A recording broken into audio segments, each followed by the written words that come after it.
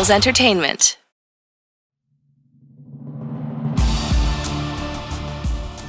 Hello, Eagles everywhere, and welcome to the Eagles Insider Podcast presented by Lincoln Financial Group. Eagles Insider Dave Spadaro with you in a very special episode here of the Eagles Insider Podcast. We're going to debut a feature that I think is going to be interesting here toward the end of the show. It's called Today's Headlines. And each week, we will catch up on a headline or some headlines and discuss it, either myself opining on that headline, or I'll bring in some special guests along the way. Something fun to do. Maybe you'll be a guest. Who knows? That's a little later in the show. But first up, exclusive. Ahead of his trip to the NFL Scouting Combine in Indianapolis, where he will meet a gaggle of reporters, we had a chance to sit down and talk with head coach Doug Pederson first, right here on the Eagles Insider Podcast. So without further ado, let's get to that with the head coach. Ready for his fifth season as the Philadelphia Eagles head coach, Doug Pederson joining us on the Eagles Insider Podcast presented by Lincoln Financial Group. Can you believe that? 5 years? It's crazy how fast I think these seasons go and how time flies. But I'm excited looking into obviously where we've come from, what we've done, what we've accomplished, and obviously into the future and where we can possibly go.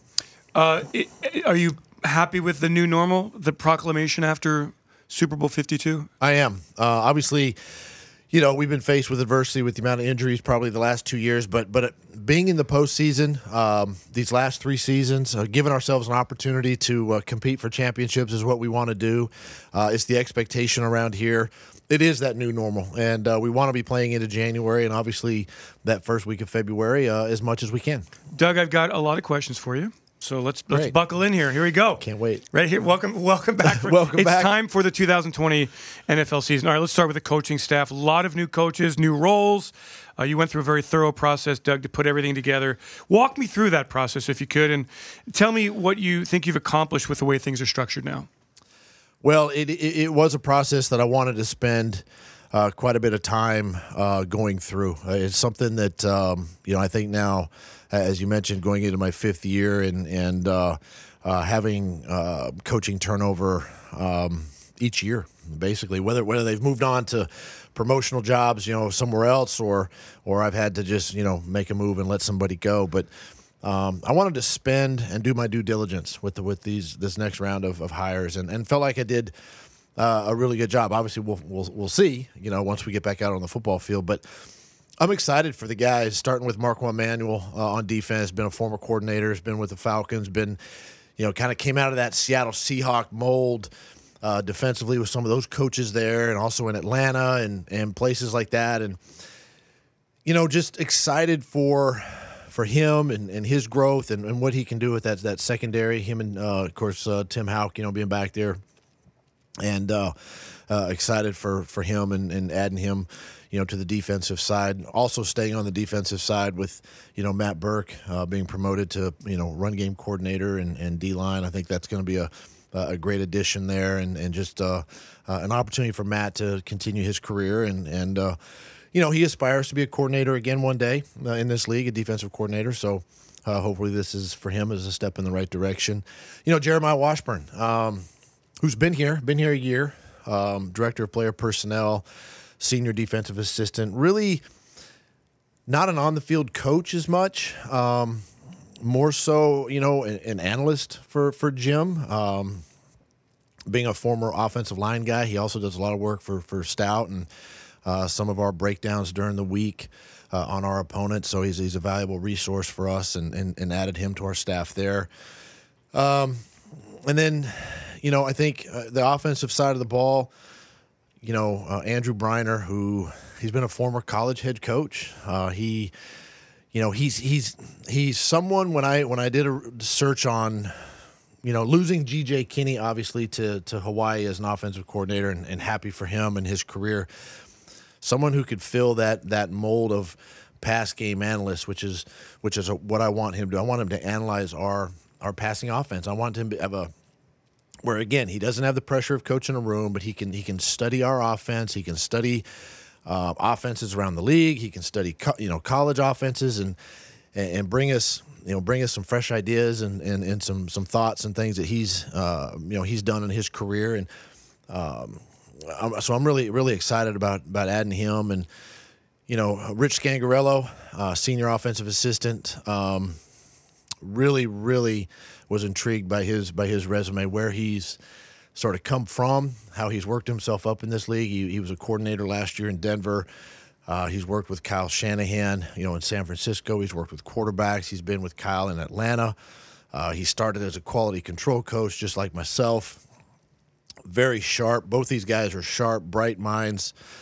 Been around some really sharp football minds themselves. So, again, really looking forward to working with him and Press Taylor, who I've had on staff now for 4 years, going on 5, who is going to be a passing game coordinator for me, but also stay in the quarterback room. I think it's important that we don't disrupt that room. I don't want to disrupt the quarterback room. I think Carson's in a great place right now, athletically, mentally as a quarterback.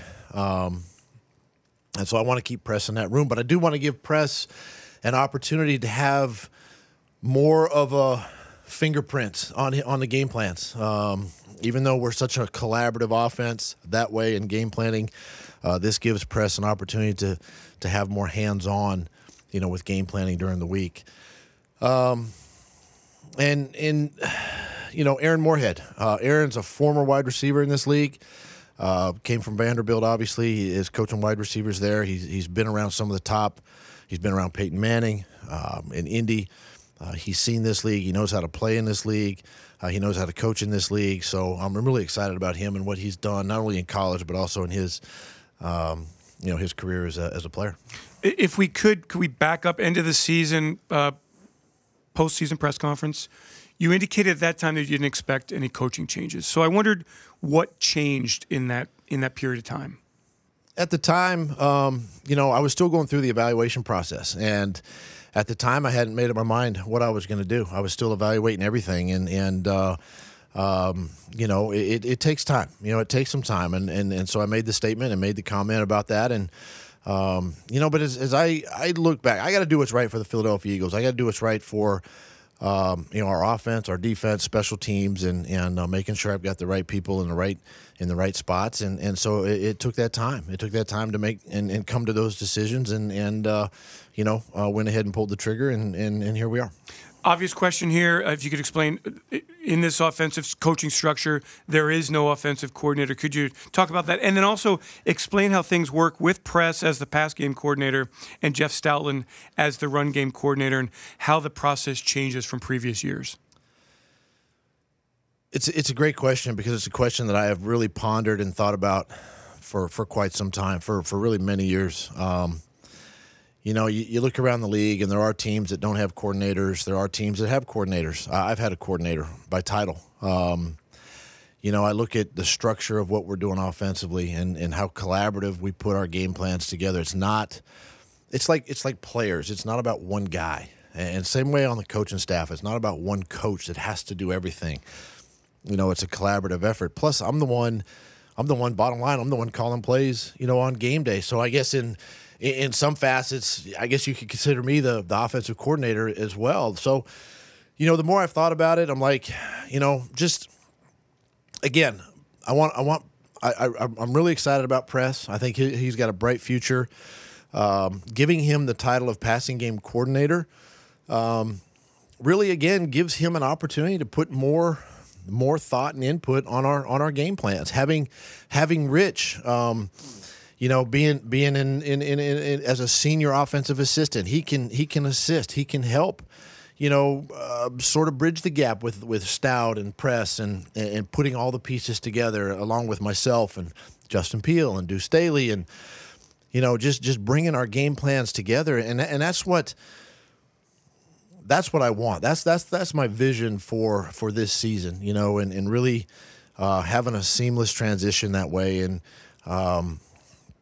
when we win as a team, and it's not about one guy or one guy getting the credit. And so I feel like this is the best structure for me as a play caller, and because there's times when I get pulled in a lot of different directions, and I got to lean on Press. I'm gonna have to lean on Rich, and and Jeff Stoutland and the guys to really, pull the game plans together and give me the information that I need as we prepare for games. You've talked about the collaboration, a lot of it in this building. How do decisions get made about the construction of the coaching staff, and what role did Jeffrey and Howie play in that process? The coaches are my responsibility. I'm the one that hires them, and I'm obviously the one that has to do the dirty work and sometimes let these coaches go. And so, that's my responsibility. And I do want their input. I do want their say. I mean, I think it's important that if a name is brought to my attention, right? Why not have a collaborative approach? Why not get as many inputs as I can, to make sure that I'm hiring the right guys. And ultimately, it comes down to my decision with all these hires, and I have to feel comfortable at the end of the day because I'm the one that's spending all of my time, with these guys upstairs and on game days and whatnot on a practice field. So, it's something that I do invite the input. But at the end of the day, it's my decision, and that's that's something I have to live with. Doug, Deuce Staley is still here, assistant head coach and running back coach. What are we to make of his role not changing? And did you consider Deuce as an offensive coordinator? And if not, why? I considered Deuce, and Deuce does a lot for me. He is the assistant head coach. Let's not forget that. He is my right hand guy, and Deuce is very, very important to our offense. He's very important to the running back room, obviously, and he, a lot of our success last year with some of the young players that played, the practice squad type players that came up, is a direct result of what Deuce Staley does through the developmental program, and that's a lot on his plate throughout the course of the year. So, all things that I evaluated as I went through this process, Deuce is a valuable part to our offense and a valuable part to me and what he does for me and just at the time just decided to keep him in that role. Do you get the feeling that Deuce is happy here in his current role, and what are some of the things that he helps with as the assistant head coach? Because we're not quite familiar with that one. I know Deuce is happy to be here.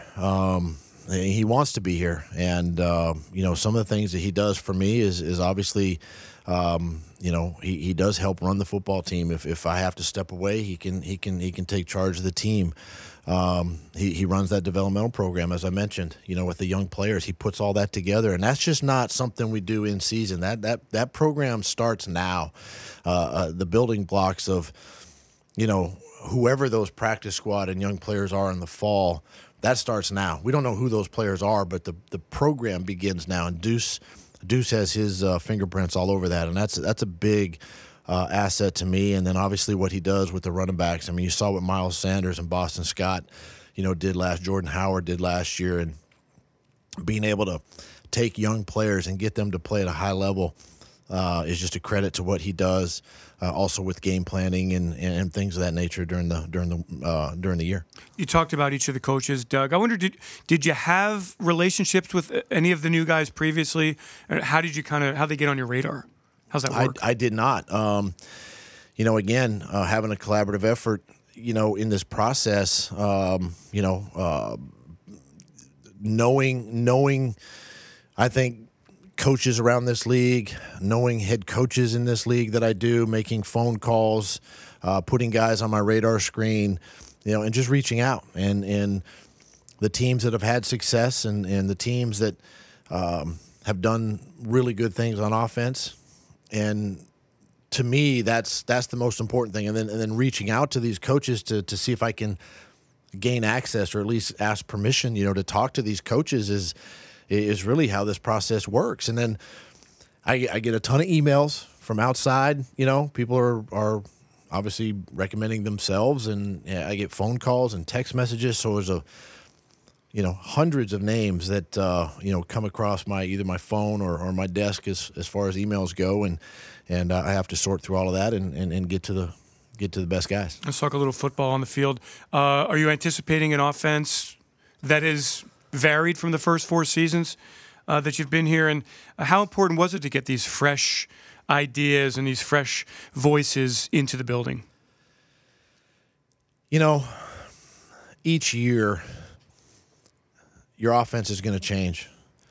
Your personality of the offense is going to change. You know, your approaches can be the same, but you take on the personality of the guys. And we know that we have a dynamic quarterback, and really it starts with that. He's great at play action. He's great at movement, getting him out of the pocket where he can see and do some things with his legs, and that's where he excels, right? And so we've got to start with that, and then each year we're almost hitting we are hitting the reset button, and we're starting over. We're starting from ground zero. We teach from ground zero in OTAs and the off-season program, and it builds throughout training camp. So I think you're gonna, if we stay the same, we're gonna be 9-7, right? We're trying to be 12-4, 13-3, 11-5.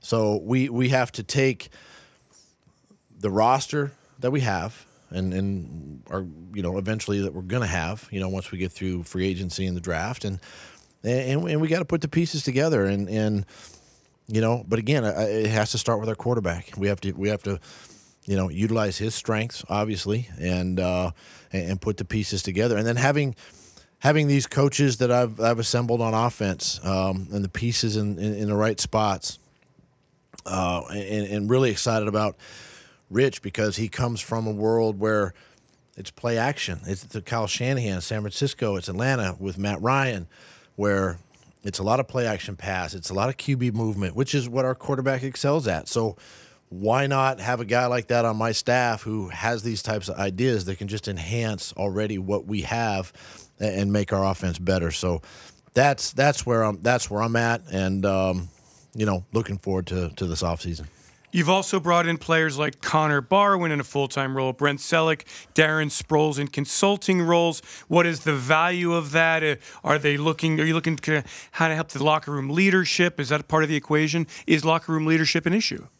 I don't think locker room leadership is an issue. What I do think is a benefit to these guys is for our young players, to teach them how to be pros, to teach them how to be Philadelphia Eagles, how to really to educate them on our city, on our fans, on our media, how to study, how to prepare for games, how to treat your body, right? How to do all those things that a young player I think doesn't understand, at this level, and having these guys who are right here in our backyard. They live here in our city. Other than Darren Sproles, they live here. So why not tap into that resource and bring them alongside and allow them to work with our young players? Last week, the Eagles made the move to release linebacker Nigel Bradham. Why? It's all about evaluation. It's all about how we can construct our roster, and we sometimes we have to make tough decisions. We've done this now. I've done this for the last 4 years. Making these types of moves and these types of decisions, and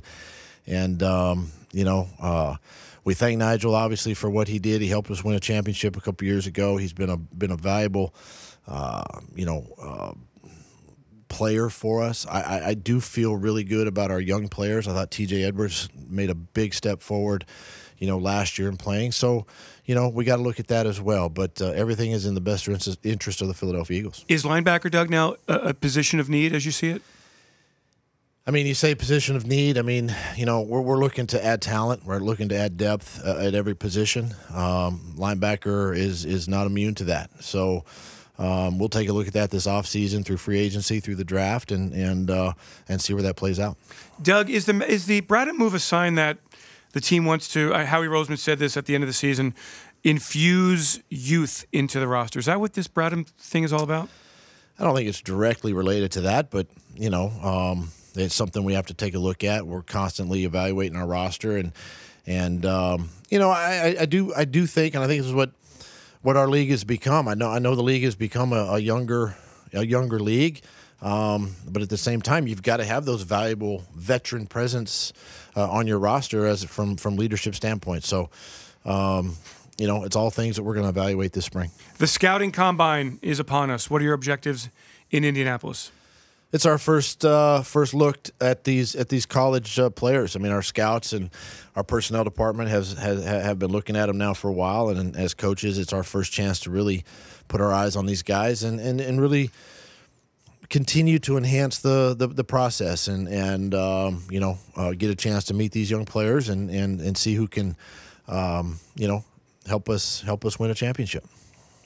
Doug, what do you see as the biggest needs for this roster, specifically the offense? Again, using the word need, I think we're going to add talent. Honestly, we're going to add depth.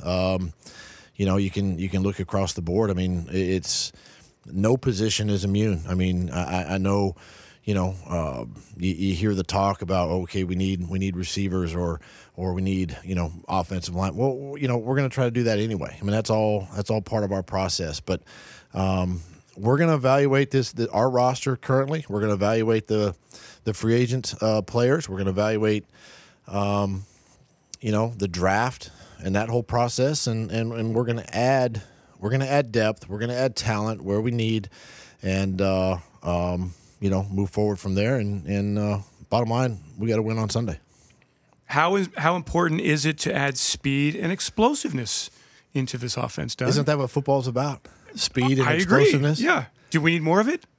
Can you never have? I don't think you can never have enough, right? I mean, you can never have enough speed. You can never have enough explosive plays, whatever it might be in all three phases. And again, it's something that we have to evaluate as coaches this spring.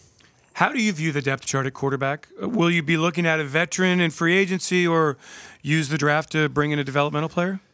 Every year we're doing the same process, right? We're always going to look for quarterbacks. That's something that I made that statement 4 years ago when I got here, that we're going to continue. That's something that's always been instilled in me, as not only as a coach but now as a head coach, is we got to continue to look for quarterbacks. So whether that's through free agency or the draft, because you never know. You never know. You find that diamond in the rough, and somebody that you can groom and add that depth and add that value to that room. Harold Carmichael makes the Hall of Fame, Doug. Your thoughts on that? I'm so excited for Harold. I think it's great for he and his family. Obviously, some would probably say that it's well, long overdue, and I'd probably agree with that, with the career he's had in the National Football League, and obviously as a Philadelphia Eagle. And I'm excited. I'm excited for what this will do for him, obviously, and to be able to watch, hopefully later this summer, to watch the Hall of Fame ceremony, whatever they decide to do, and watch Harold Carmichael come up there and have his bust shown, and the whole thing is very special for him, and I'm excited for him. Doug, finally, Amazon Prime did a very nice All or Nothing Philadelphia Eagles. I know you enjoyed that very much. What was that like for you guys this year to have cameras around all the time, and what was your reaction to the final product if you saw it? I watched a couple episodes. I haven't seen the whole thing. I lived it, real life. So, but I know they do a great job. And quite frankly, I think at the beginning of the season, you sort of noticed the cameras around, but as the season went on, you really didn't notice anything, or microphones and things of that nature. So it was very, very seamless that way. I thought it would probably be a little more disruptive, but it really wasn't at all. And I'm interested now in watching the whole season and seeing how it turned out. It seemed like the coaches weren't featured very much. Was that a mandate from you? Did you guys restrict their access in any way? We did not restrict access. It's just something that it should be focused on the players. It should be focused on the team and take it off the coaches. And that's just kind of how I felt about that, and really, kind of focus in on the whole team and not particularly one group. Great. Doug, thanks so much. Good luck at the Combine.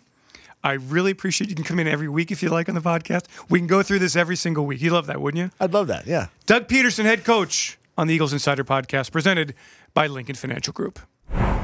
It's NFL draft season, which means the NFL Scouting Combine is here. And if you want to be caught up on everything that is going on out in Indianapolis, make sure that you are subscribed to the Journey to the Draft podcast driven by AAA. I'm Fran Duffy, Chris McPherson, Ben Fennell, a number of great guests. We're going to have Howie Roseman. We're going to have NFL scouts. We're going to have great analysts from around the country. You do not want to miss any of our coverage from the Scouting Combine. We're going to have wall-to-wall coverage. Every day that there are drills, there will be a podcast recapping what you need to take away from the drills. We're going to have previews, everything you need from all the action out in Indy. Make sure you tune in to the Journey to the Draft podcast driven by AAA. We are back here on the Eagles Insider podcast presented by Lincoln Financial Group, and now we will debut today's headlines. The headline that I'm going to focus on is this one. It's not exactly Eagles related, but if you bear with me, I'm going to work it back into the world of the Philadelphia Eagles. The New Orleans Saints will welcome back Drew Brees to the quarterback position for the 2020 season. And so in New Orleans, they are thrilled. They've got their starting quarterback. They feel like they've got a possibility of keeping Taysom Hill, and who knows about Teddy Bridgewater. And there's the ripple effect in free agency with the Saints now not looking for a quarterback. And the Eagles, well, this is how it all winds back to Philadelphia. Because the Eagles, as you heard with head coach Doug Pederson, have Carson Wentz under contract. They also have Kyle Lauletta under contract. But what happens beyond those two? Nate Sudfeld's scheduled to be an unrestricted free agent on March 18th, as is Josh McCown. So it got me to thinking, we don't know where the Eagles are going to go here, but Doug talked about how the Eagles always look to fortify the quarterback position.